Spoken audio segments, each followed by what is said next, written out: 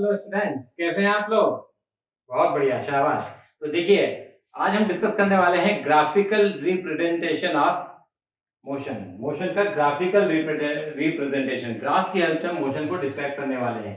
तो सबसे पहले हम बात करते हैं कि ग्राफ जो है, ग्राफ भी एक इंपॉर्टेंट टूल है मोशन को रिप्रेजेंट करने के लिए। ग्राफ की हेल्प से भी हम मोशन को रिप्रेजेंट कर सकते हैं। तो देखिए, यहाँ मैंने बहुत छोटा लिखा हुआ, लेकिन मैं बोल के सुना देता हूँ आपको, ये इंपॉर्टेंट बात है कि graph provides a visual representation how position, velocity and acceleration change with time. कि ये पोजीशन, वेलोसिटी और एक्सेलरेशन जो है, ये टाइम के साथ कैसे चेंज करता है, इसका विजुअल रिप्रेजेंटेशन कौन प्रोवाइड करता है? ग्राफ। मतलब पोजीशन, वेलोसिटी और टाइम, एक्सेलरेशन टाइम के साथ चेंज होंगे, और ये जब टाइम के साथ चेंज होते हैं तो इसको विजुअली रिप्रेजेंट करने के लिए हम ग्राफ यूज करते हैं। दूसरा, ग्राफ के क्या क्या यूज हो सकते हैं, इससे वो क्या क्या हो सकता है इंफॉर्मेशन मिलती।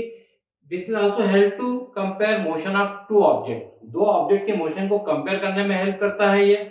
और साथ ही we can also calculate physical quantities using graph. Graph की हेल्प से भी जो डिफरेंट फिजिकल क्वांटिटी है वो हम कैलकुलेट कर सकते हैं।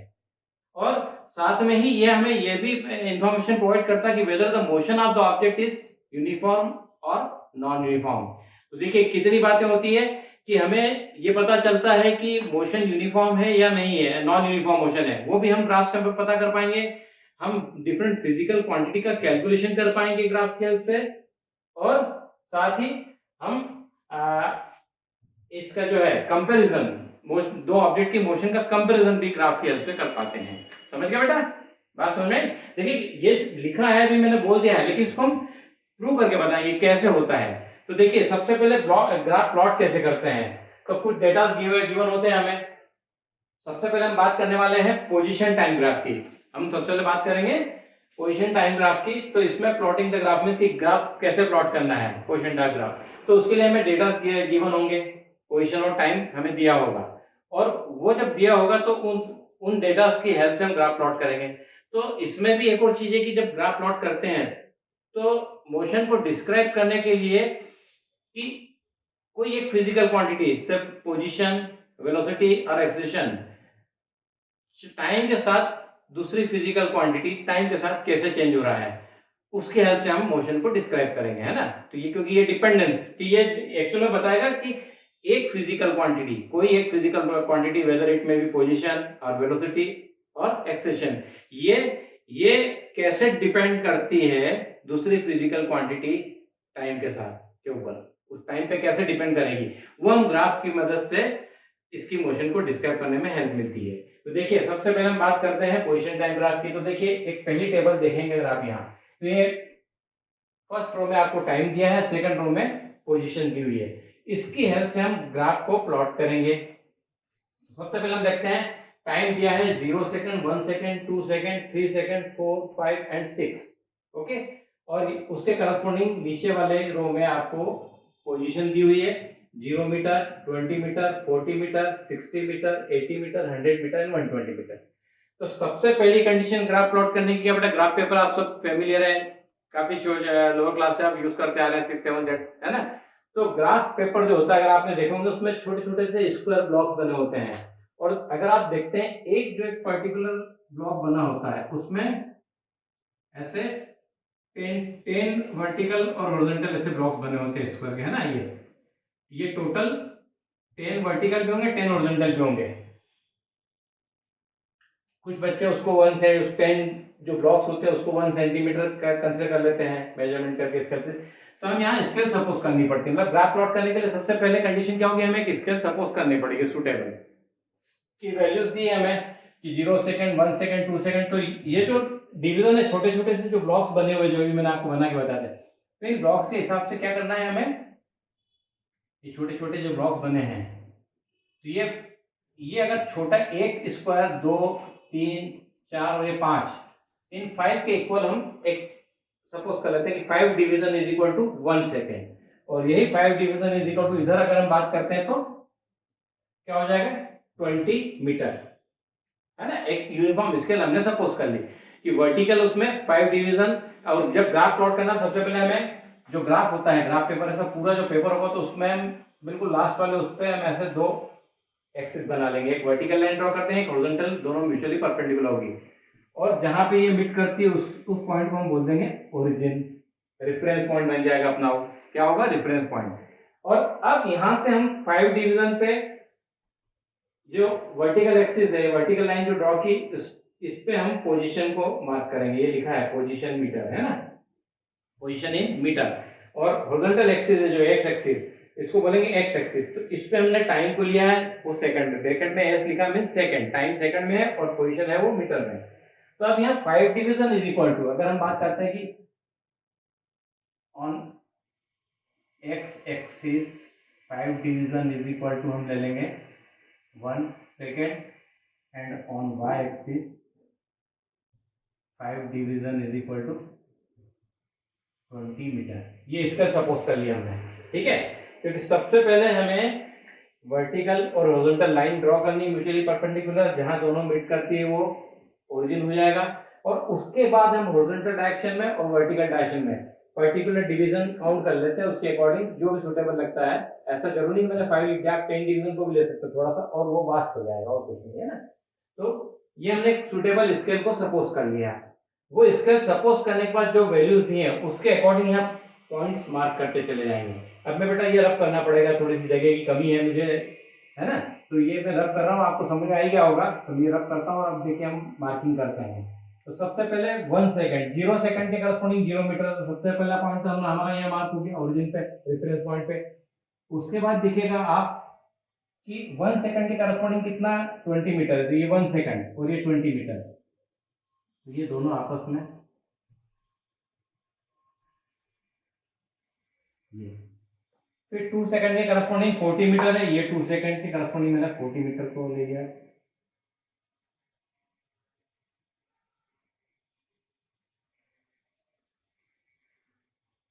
फिर 3 सेकंड के करस्पॉन्डिंग 60 हो जाएगा आपका।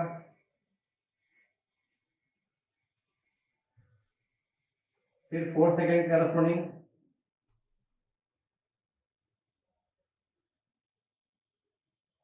है ना, 5 सेकंड के करस्पॉन्डिंग 100 है, ये 100 पे। ये ऐसा जरूरी नहीं है आपको ऐसी डॉटेड लाइन बनानी है, मैं तो ये समझाने के लिए बता रहा हूँ। हम तो ये केवल इसलिए कि वो एग्जैक्टली इसकी सीध में और इसकी सीध में एक कॉन्सेप्ट होता पॉइंट आ जाए अपना, ये पॉइंट ऐसे बनाने हैं, ठीक है। फिर इसके करस्पॉन्डिंग ऐसे लिया हमने,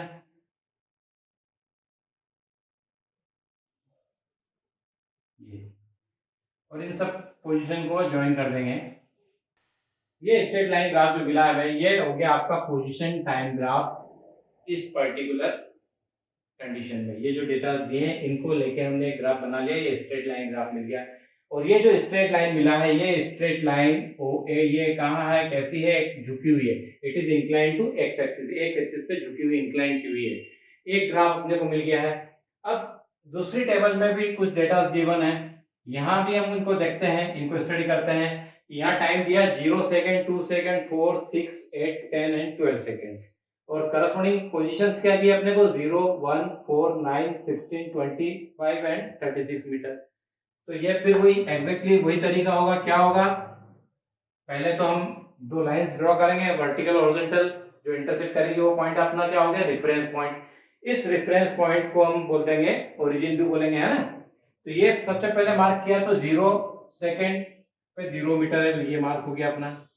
उसके बाद यहाँ भी स्केल हुई, जैसा भी बात की थी हमने, स्केल सपोज करनी है।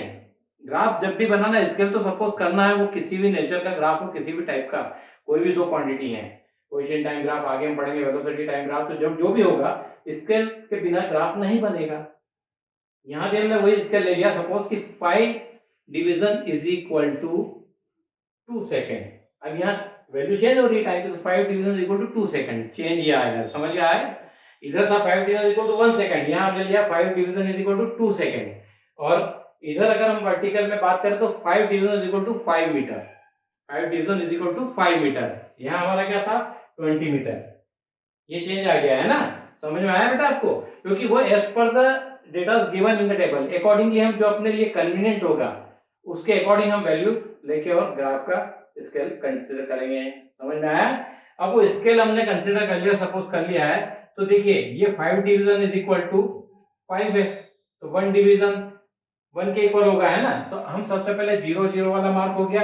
अब 2 सेकंड, ये 2 सेकंड के करस्पॉन्डिंग कितनी वैल्यू है, 1 मीटर। तो ये 2 सेकंड है, ये 1, इसको अगर 5 इक्वल पार्ट्स में डिवाइड करूंगा तो यहाँ कहीं आएगा वो 1,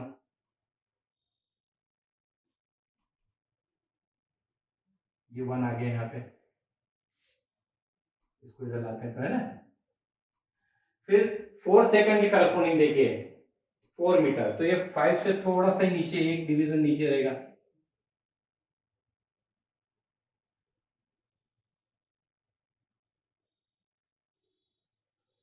ठीक है बेटा। अब आ जाता है 6 सेकंड, उसके करस्पॉन्डिंग 9 है, तो ये 9, ये 10 से एक डिवीजन नीचे आएगा।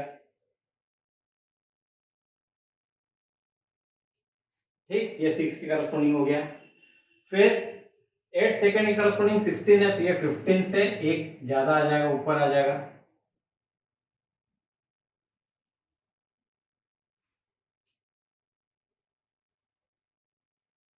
ये ठीक है बेटा। फिर 10 सेकंड की करस्पॉन्डिंग 25, तो ये 10 सेकंड के करस्पॉन्डिंग 25, तो ये 25 यहाँ मार्क किया हुआ है, तो इसको लेगा 10 के करस्पॉन्डिंग, ऐसा हो गया, देखेगा आप, है ना। और फिर 12 सेकंड की करस्पॉन्डिंग कितना है, 36, तो 35 यहाँ आ रहा है, 5 टाइम्स डिवीजन का था, एक डिवीजन और ऊपर चले जाएंगे।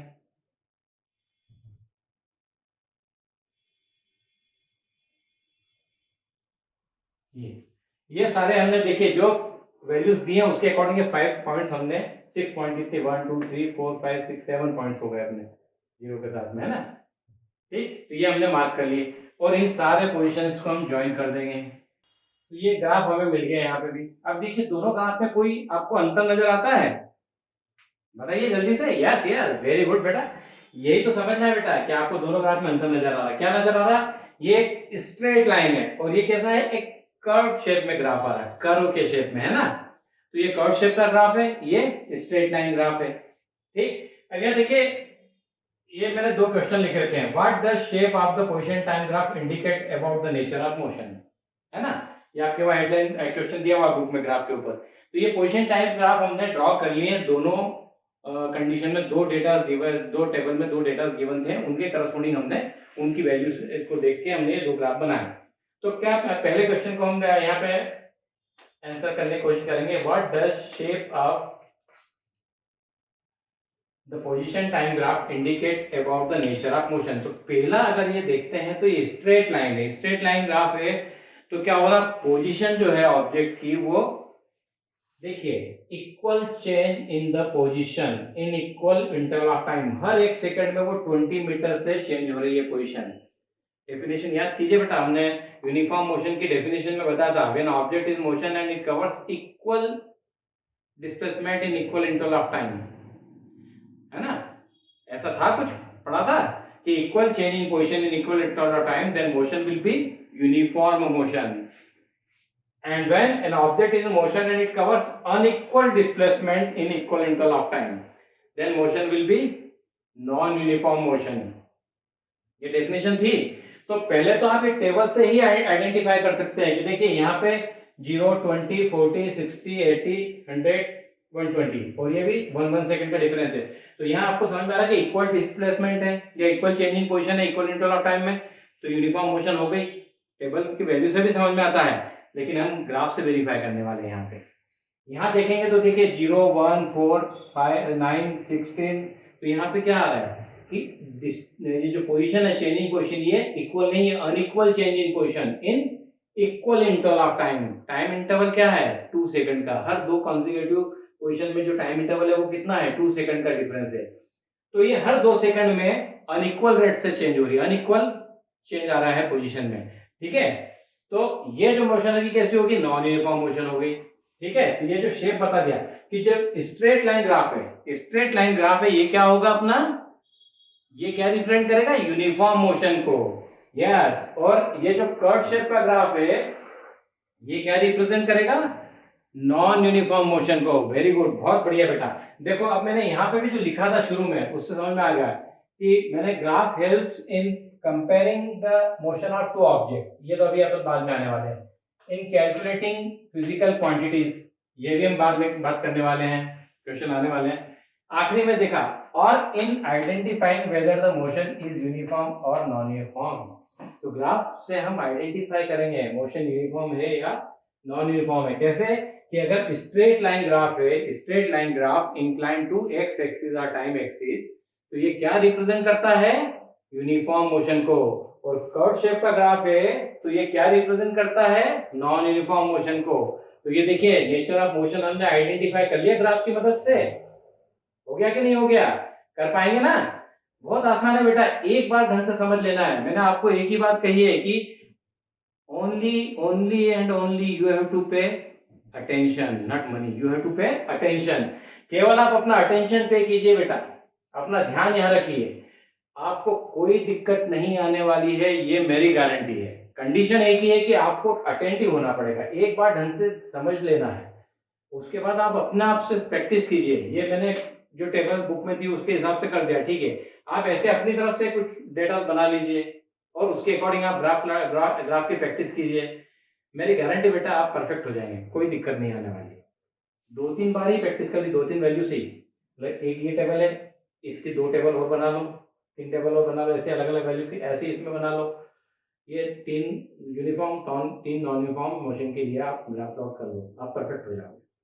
आप एक बार प्रैक्टिस जरूर करना, लेकिन अपने आप से इसको भी करना है। तो कुछ भी हाथ में नहीं होना, केवल ग्राफ पेपर रखना और ये टेबल रखना, इसको भी रिपीट कर सकते हो, लेकिन कोई हेल्प नहीं लेना कहीं से, अपना आप समझने के बाद आप कर पाओगे। एक बार ढंग से समझ लिया तो फिर आपको कुछ नहीं करना है, मार्किंग ही तो करना है, इसको कंसीडर करके, ठीक है। तो ये हो गया। अब अगला क्वेश्चन, एक क्वेश्चन और दिया है, विच physical quantities can be obtained from a position time graph. अब ये पोजीशन टाइम ग्राफ है, तो इससे हम कौन कौन सी फिजिकल क्वांटिटी कैलकुलेट कर सकते हैं, या कोई एक भी है तो कौन सी क्वांटिटी जिसको हम कैलकुलेट कर सकते हैं, तो कर सकते हैं, वो भी हम करने वाले हैं ना। पहले आपको समझ में आ गया कि नहीं आ गया, कैसा कंडीशन है कि ये पोजीशन टाइम ग्राफ दो हमने बनाए 2 डिफरेंट डेटास के लिए। तो ये कैसे हैं, ये जो ग्राफ बने हैं अपने, एक यूनिफॉर्म मोशन को रिप्रेजेंट कर रहा है, दूसरा नॉन यूनिफॉर्म मोशन को रिप्रेजेंट कर रहा है। एक ग्राफ और पहले में क्वेश्चन दिया उसने आपके एग्जांपल में दिया है कि एक ऑब्जेक्ट है वो रेस्ट में है, ऑब्जेक्ट रेस्ट में है, तो उसके लिए ग्राफ क्या होगा। तो उसमें पोजीशन टाइम ग्राफ अगर मैं बनाने जाता हूँ, वो उसने ग्राफ बना के समझा रखा है, तो आपको केवल ये क्वेश्चन जो दिया है उसको मैं समझा दिए देता हूँ। If position is not changing of the object with respect to time, what does it represent and how what will be the shape of the graph। तो ग्राफ अगर ऐसा बनाएंगे, वहां उसने 20 मीटर डिफरेंट इंस्टेंट ऑफ टाइम दिए हैं, 1 2 3 4 5 6 के, जो आप ये 10 20 30 40 ऐसे आप ऐसे अलग अलग वैल्यू ले लीजिए, ठीक है। तो ये जो ग्राफ बना है ये कौन सा है, पोजीशन टाइम ग्राफ है ये भी।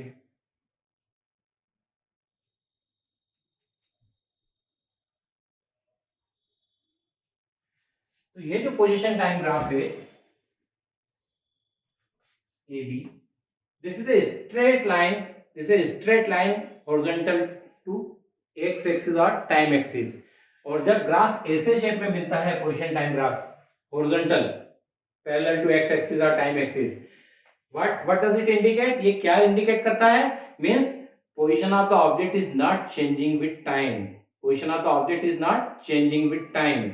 ऑब्जेक्ट की पोजीशन टाइम के साथ नहीं चेंज हो रही, इसका क्या मतलब हुआ, object is at rest. Object क्या है, यहाँ ऑब्जेक्ट रेस्ट में है, ऑब्जेक्ट मूव नहीं कर रहा है, position of the object is not changing with time, it is at rest. Is it clear, समझ में आया बेटा। तो ये एक और कंडीशन हो गई। तो 3 तरह के ग्राफ हो गया आपको, ऑब्जेक्ट रेस्ट में तो कैसा, यूनिफॉर्म मोशन में तो straight line incline to time axis, and non uniform motion means it is curve shape graph, ठीक है।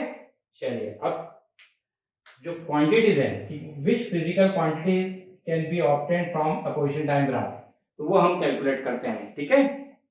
हम जो फिजिकल क्वांटिटी है वो कैसे कैलकुलेट होती है ग्राफ की मदद से, वो डिस्कस करते हैं। बेटा अभी हमने डिस्कस किया position time graph for object in uniform and non uniform motion, दोनों ग्राफ को आपको समझा दिया है ना। अब इसमें एक और चीज देखिए कि ये जो हमने बात की थी कि स्ट्रेट लाइन है, तो ये कैसी है, यूनिफॉर्म मोशन को रिप्रेजेंट कर रहा है, और ये नॉन यूनिफॉर्म मोशन को। इसका क्या मतलब निकला बेटा कि यहाँ पे equal change in position in equal interval of time, मैंने आपको बोली थी कि टेबल से भी पता कर सकते हैं, ग्राफ के शेप से भी। तो इसका मतलब क्या हुआ कि अगर यहाँ पे पोजीशन इक्वल रेट से इक्वल अमाउंट से चेंज हो रही है इक्वल इंटरवल ऑफ टाइम में, है ना, तो क्या क्या कैलकुलेट कर सकते हैं, क्या बताता है कि वेलोसिटी ऑब्जेक्ट की कांस्टेंट है, यूनिफॉर्म है। Motion uniform means velocity uniform, changing position अपन टाइम अगर निकाले तो, है ना। और इसमें अगर हम बात करते हैं कि पोजीशन ऑब्जेक्ट की क्या हो रही है, इंक्रीज हो रही है टाइम के साथ। देखिए अगर आप हर उस दो कॉन्जिक्यूटिव पोजीशन का डिफरेंस, ये 1 मीटर डिफरेंस है, इधर 3 मीटर है, या 5 है, यहाँ 7 आ रहा है, ये 9 हो जाएगा, ये 11। तो क्या हो रहा है, पोजीशन में चेंज आ रहा है। किस टाइप का चेंज है, position is increasing with time. Position is increasing with time, what does it mean, कि इसका क्या मतलब निकल रहा है, अगर पोजीशन टाइम के साथ इंक्रीज हो रही है, टाइम इंटरवल तो यूनिफॉर्म है लेकिन चेंजिंग पोजीशन नॉन यूनिफॉर्म है, तो अनइक्वल है ना, तो नॉन यूनिफॉर्म मोशन हो गई है। लेकिन अब यहां से क्या हो रहा है कि पोजीशन जो है वो टाइम के साथ इंक्रीज हो रही है ना, हर हर 2 सेकंड के बाद पोजीशन इंक्रीज हो रही है। तो अगर यहां हम कैलकुलेट करते हैं तो वेलोसिटी भी इंक्रीज होगी। मींस ये क्या है, इंक्रीजिंग वेलोसिटी का ग्राफ है, ये कांस्टेंट वेलोसिटी का ग्राफ है, ये इंक्रीजिंग वेलोसिटी को रिप्रेजेंट करता है। और एक और चीज ध्यान रखना, ये ग्राफिकल रिप्रेजेंटेशन हम जो पढ़ रहे हैं मोशन का, तो ये हम बात कर रहे थे motion of the object along a straight line in one direction, है ना। तो उस केस में क्या होता है कि जब ये पोजीशन टाइम ग्राफ का है, मैंने ये पोजीशन टाइम ग्राफ का है, and object is moving along a straight line, then position we can say are displacement and distance are equal. अगर ऑब्जेक्ट स्ट्रेट लाइन में मूव करता है तो डिस्टेंस और डिस्प्लेसमेंट सेम होते हैं, है ना, स्ट्रेट लाइन, केवल एक ही कंडीशन में, गिवन टाइम इंटरवल में। और उस केस में मैग्नीट्यूड ऑफ वेलोसिटी और स्पीड भी सेम होती है स्ट्रेट लाइन मोशन में। ये बात भी आप ध्यान रखिएगा, ठीक है। तो अब हम बात करते हैं, अगले क्वेश्चन की बात करने वाले थे कि which physical quantities can be obtained from position time graph. तो अब मैं इसको रब किए दे रहा हूं बेटा, है ना। ये दो मैंने बता दी थी अलग अलग कंडीशन, एक ही क्वेश्चन एग्जांपल में दिया था, तो ये बता दिया था कि ऑब्जेक्ट इज एट रेस्ट वाली कंडीशन है। इसमें क्या इंडिकेट करता है ये ग्राफ का शेप, कि object is at rest, position is not changing with time. अब फिजिकल क्वांटिटी क्या कैलकुलेट कर सकते, तो उसके लिए देखिए ग्राफ लिया हमने। अब मैंने एक पॉइंट यहाँ सिलेक्ट कर लिया, इसको वापस से मैं बना देता हूँ बेटा, थोड़ा सा क्लियर, तो आपको अच्छे से समझ आ जाएगी चीजें। ये आपका पोजीशन टाइम ग्राफ है ना, और ये किस तरह की मोशन को रिप्रेजेंट कर रहा है, यूनिफॉर्म मोशन को। तो देखिए अगर अब इस ग्राफ से हम फिजिकल क्वांटिटी कौन सी कैलकुलेट कर सकते हैं, हम ये बात करने वाले हैं। तो देखिए ए और दो पॉइंट, कोई भी 2 पॉइंट सिलेक्ट कर लें हम, है ना। तो सपोज हमने ये 2 पॉइंट सिलेक्ट किए इस ग्राफ पे, स्ट्रेट लाइन ग्राफ जो इंक्लाइंड है एक्स एक्सिस पे, इस पे हमने 2 पॉइंट सिलेक्ट कर लिए ए और बी। ए क्या रिप्रेजेंट करता है, point A represent position of the object corresponding to time t1, और b रिप्रेजेंट करता है position of the object at point b, it is corresponding to time t2, ठीक है। अगर अगर मैं यहां चेंज इन पोजीशन की बात करता हूं, चेंज इन पोजीशन निकालता हूं मैं, तो कैसे निकालूंगा, इस फाइनल पोजीशन में से इनिशियल पोजीशन को सब्ट्रैक्ट कर दूंगा, तो मेरे पास क्या निकल आएगा, चेंज इन पोजीशन निकल आएगा। मैं इसको बोल देता हूं C D E F G. तो अगर मैं चेंजिंग पोजीशन निकालता हूं, तो देखिए आपको एक बार डिटेल में समझा दे रहा हूं, इतनी डिटेल की जरूरत नहीं है, केवल आपके समझने के लिए कि आपको अच्छे से क्लियर हो जाए कि change in position means final position O2G पहले देखेंगे, वो टाइम T2 के करस्पॉन्डिंग है, और initial position OF minus OF, तो ये क्या हो जाएगा S2 माइनस S1। और टाइम इंटरवल कितना है, टाइम इंटरवल निकालता हूं, टाइम इंटरवल कैसे निकलेगा बेटा, OD minus OE, OD minus OE that is equal to T2 minus T1। Okay, अब चेंज इन पोजीशन हमने निकाल लिया, टाइम इंटरवल निकाल लिया जिसमें ये चेंज इन पोजीशन हुआ है, S1 से S2 पोजीशन चेंज हुई है ना। तो कितने टाइम इंटरवल में हुई, T2 माइनस T1 में। Time interval means difference of time, कितने टाइम के बाद, है ना। अगर मैं न्यूमेरिकल वैल्यू से बात करता हूं तो 4 minus 1 3 second, sorry 4 minus 2 2 second में कितना चेंज आया, 40 का, 40 मीटर चेंज हुई पोजीशन 2 सेकंड में, है ना। समझ में आ गया बेटा, है ना, अगर न्यूमेरिकल वैल्यू की बात करें। और ऐसे हमने सिंबॉलिक आप ले लिया, तो अब यहाँ पे हम देखते हैं एवरेज वेलोसिटी की डेफिनेशन। एवरेज वेलोसिटी क्या था? Change in position upon time interval, है ना। अब एवरेज वेलोसिटी है तो चेंज इन पोजीशन क्या था, ये हम लिख लेते हैं यहाँ पे बेटा, s2 minus s1 upon time interval कितना है, t2 माइनस t1। ठीक, तो ये फार्मूला आ गया। ये आपको क्या कैलकुलेट करके दे रहा है, ये चेंज इन पोजीशन क्या कैलकुलेट करके दे रहा है, वेलोसिटी ऑफ द ऑब्जेक्ट। अब इस change in position s2 minus s1 जो है, ये s2 माइनस s1 ये किसके इक्वल है? अगर ये dB माइनस dc है तो किसके इक्वल है, bc के इक्वल है, bc के इक्वल है बेटा। ये OG माइनस OF है, OG is also equal to dB and OF is also equal to dc। तो dB माइनस dc किसके इक्वल है, bc के इक्वल हो जाएगा ना अगर यहां से लिखते हैं तो। और ये T2 माइनस T1, T2 कितना था, OD माइनस OE, और OD माइनस OE किसके इक्वल है, OD माइनस OE किसके इक्वल है बेटा, ED के। और ED is equal to AC, क्योंकि ये AC है वो ED के इक्वल है। तो अब यहाँ क्या लिख देता हूं मैं, AC। तो जो वेलोसिटी है सिंपली हम कह सकते हैं velocity is equal to BC upon AC। और ये BC अपॉन AC क्या है, अगर आप देखते हैं तो एक राइट एंगल ट्रायंगल है आपके पास, ये एक राइट एंगल ट्रायंगल है। तो ये BC अपॉन AC, BC क्या है, ट्रायंगल में परपेंडिकुलर है, AC क्या है, बेस है, तो परपेंडिकुलर अपॉन बेस मिल रहा है। तो ये क्या रिप्रेजेंट करता है, ये क्या बताता है बेटा? यस यस, वेरी गुड, बहुत बढ़िया है, पता है ना, आपने मैथ्स में पढ़ा होगा ना।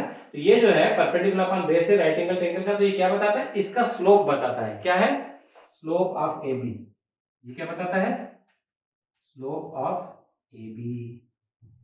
ये क्या बताएगा, स्लोप ऑफ AB। मींस जो ग्राफ में स्लोप है, जो स्ट्रेट लाइन ग्राफ है इंक्लाइन टू एक्स एक्सिस और टाइम एक्सिस, उसका जो स्लोप है वो क्या देता है अपने को, वेलोसिटी का मेजरमेंट। वो वेलोसिटी कैलकुलेट करके देता है गिवन टाइम इंटरवल में कि कितना स्टिप है, स्टिपनेस उसकी कितनी है, कितना स्टिप है ग्राफ, है ना। ठीक है बेटा। अब यहाँ न्यूमेरिकल वैल्यू से भी हम चाहे तो ये जो वैल्यूज थी इसको न्यूमेरिकल वैल्यू सब्स्टिट्यूट करके भी कैलकुलेट कर सकते हैं। ये मैंने BC अपॉन AC तो निकाल ही दिया। अगर यहाँ देखता हूँ V एवरेज को निकालता हूँ तो S2 किससे करस्पॉन्डिंग वैल्यू है, 80 मीटर, माइनस S1 के करस्पॉन्डिंग वैल्यू कितनी है, 40 मीटर, तो ये 40 मीटर हो गया बेटा। ओके, T2 को देख लीजिए कितना सेकंड की करस्पॉन्डिंग, 4 सेकंड, माइनस 2 सेकंड, कितना हो गया, 80 माइनस 40, 40 अपॉन 2, ये कैंसिल हो जाएगा 20, तो 20 मीटर पर second. This is velocity of the object in given interval of time. Okay, ये जो अपने को यहाँ पे जिस पर्टिकुलर इंटरवल ऑफ टाइम में हमने कैलकुलेट की सारी चीजें, उसमें वेलोसिटी कितनी आई, 20 मीटर पर सेकेंड। लेकिन ऐसा नहीं, आप किसी भी उसमें ले सकते हो। ये मैंने ये दो ले ली है, आप 2060 का ले लीजिए, 2080 का भी लो, 2000 भी लो। ऐसा नहीं कि दो का ही लेना कि बीच में एक छोड़ दो और दो, ऐसा 4080 नहीं। 4080 लिया, 4000 भी ले सकते हो, 4000 भी ले सकते हो, 40 120, मतलब कोई भी आप दो पॉइंट चूज कर लीजिए, उनके करस्पॉन्डिंग टाइम ले लीजिए, उन दोनों पॉइंट्स का डिफरेंस। अगर आपने ये 40 और 120 ले लिया सपोज, है ना, तो ये 40 120 का अगर बात करेंगे तो ये 40 तो हो गया, और ये 120 इससे करस्पॉन्डिंग 6 के है ना, तो अब इन दोनों के लिए हो जाएगा, तो ये ट्रायंगल इतना बड़ा चला जाएगा यहाँ तक। तो अब ये जो डिफरेंस आएगा ये कितना आ जाएगा, 40 120 है तो कितना हो जाएगा, 80 है डिफरेंस, और इधर 6 माइनस 2 4 आ गया, 4 है ना, कितना है, 6 माइनस 2 करेंगे तो 4 ही आएगा ना बेटा। ठीक है, तो ये तो 4 आ गया डिफरेंस, 1 2 3 4 सेकंड। और इधर कितना आया था, 120 माइनस 40 कितना आया था, 80, तो 80 माइनस 4, पहले तो मैं लिख देता हूँ 120 माइनस 40 अपॉन 6 माइनस 2 कितना हुआ, 80 अपॉन 4 कितना आया, 20 आ रहा है। ऐसे कोई भी दो पॉइंट ले लीजिए, कोई भी दो पॉइंट ले लीजिए, एक्स एक्सिस पे भी और वाई एक्सिस पे भी। तो वाई एक्सिस के जो दो तरफ जो भी पॉइंट आपने लिए उनका डिफरेंस ले लीजिए, और एक्स एक्सिस पे जो लिए उनका डिफरेंस ले लीजिए। वाई एक्सिस वाले पॉइंट का डिफरेंस क्या पोजीशन क्या देगा आपको, चेंजिंग पोजीशन। और एक्स एक्सिस पे जो पॉइंट दो पॉइंट लिए उनका डिफरेंस क्या देगा आपको, टाइम इंटरवल। इनका डिवीजन ले लीजिए, आपको क्या कैलकुलेट करके दे देगा, वेलोसिटी। और वो हर जगह आपको यही मिलेगी, ये प्रूव कर देगा कि सब वैल्यू सेम आई मींस वेलोसिटी इज कांस्टेंट। कब, when object is in uniform motion. ऐसा कब होता है, when object is in motion and it covers equal displacement in equal interval of time, when there is a equal change in position in equal interval of time. तब क्या मिलेगा अपने को, क्या मिलेगा, यूनिफॉर्म मोशन मींस वेलोसिटी जो आएगी वो भी कांस्टेंट आएगी, it is not changing with time. और इस जो इससे बाद वाला जो ग्राफ मैंने रब कर दिया उसमें velocity is increasing with time, बता ही चुका हूं मैं क्यों, क्योंकि वो पोजीशन भी टाइम के साथ इंक्रीज हो रही थी उसमें कर्व शेप वाले ग्राफ में। ठीक, तो ये आपका ग्राफिकल रिप्रेजेंटेशन हुआ पोजीशन टाइम ग्राफ का। अभी पोजीशन टाइम ग्राफ हुआ, इसमें फिर एक और बात करता हूं मैं। देखिए मैंने यहाँ से अगर आपको ये लिखा था, इसमें हमने whether the motion is uniform non uniform ये कैलकुलेट कर लिया। फिर हमने कहा था फिजिकल क्वांटिटीज का चेंज कैलकुलेशन देता है ना, इन कैलकुलेटिंग फिजिकल क्वांटिटी। तो ये भी हमने कैलकुलेट कर लिया, तो फिजिकल क्वांटिटी कैलकुलेट कर ली। ये आगे भी आएगा, अभी मैं इसको रब भी नहीं करूंगा क्योंकि इसके बाद हम वेलोसिटी टाइम ग्राफ शुरू करने वाले, तो उसमें भी तो फिजिकल क्वांटिटी कैलकुलेट होगी, है ना। तो ये कैलकुलेशन होगा। और comparing the motion of two object, अब इस पे आता हूं मैं, comparing the motion of two object. तो वो कैसे होगा देखते हैं अपन। Comparing the motion of two object में देखिए कि फिर एक आपको एग्जांपल दिया है, उस एग्जांपल में पोजीशन टाइम ग्राफ प्लॉट किया हुआ है ना।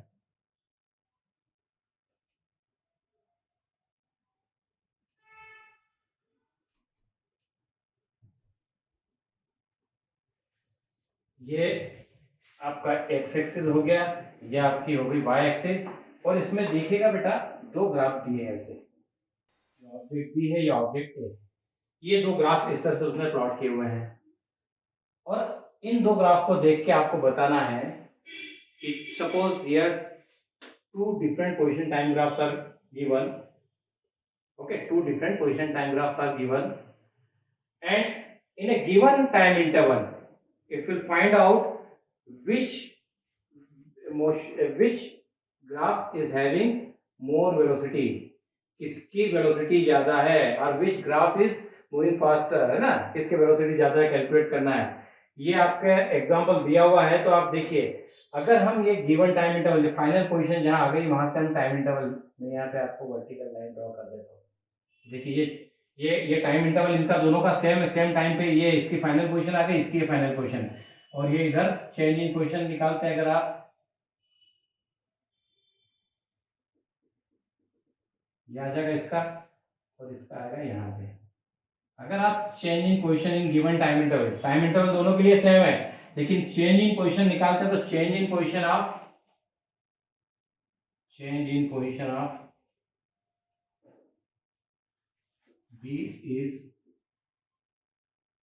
Greater than A, change in position of the object B is greater than that of object A, उसकी ज्यादा है चेंज इन पोजीशन, और चेंज इन पोजीशन उसकी ज्यादा है तो वेलोसिटी भी किसकी ज्यादा होगी, बी की ज्यादा होगी। किसके कंपैरिजन में, ए के कंपैरिजन में। तो velocity of the object B will be greater than that of object A. Compare हो गया दोनों के मोशन का, comparing the motion of the two object कि विच इज फास्टर और विच इज स्लोअर। तो अगर हम यहाँ कंपेयर कर रहे हैं फास्ट कौन है, तो नेचुरली जिसकी change in position given time interval में ज्यादा है that object will be faster than other, means object B will be faster than object A. Motion of the object will be greater than that of object A. Is it clear, got it, समझ में आया बेटा। तो ये आपका position time graph हो गया है ना, position time graph of an object in straight line, when object motion of the object is along a straight line in one direction, okay, ये जरूर ध्यान रखना है अपने को।